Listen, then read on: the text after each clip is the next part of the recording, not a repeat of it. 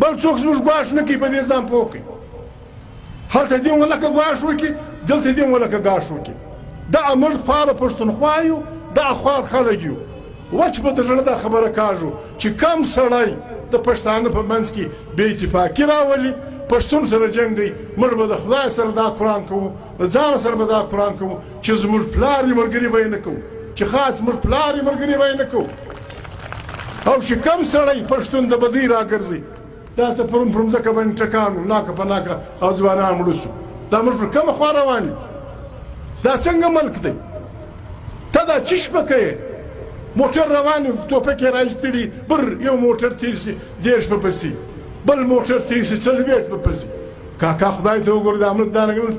دا ملک قرآن کریم وایي واعدلوا هو اقرب للتقوى تاسې عدل وکړئ تاسې به تقوا ته نږدې شئ راسئ دا ملک په عدل وچلوو راسئ دا ملک په انصاف وچلوو د پښتانه وطن معلوم دی د بلوچ وطن معلوم دی د پنجابي وطن معلوم دی د سرایکي وطن معلوم دی د سندي وطن معلوم دی هیڅ چا ګرد پښتون به دا قرآن کوي چې زه خدای پاکه د تا سره وعده کوم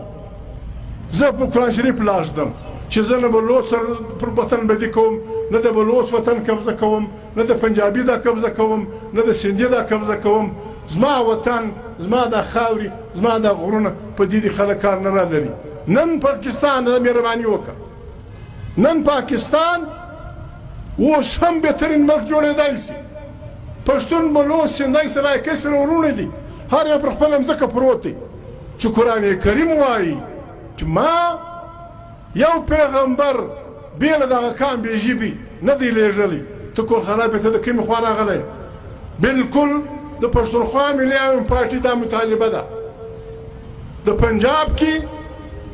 کم سے کم بنیادي تعلیم په پنجابي ژبه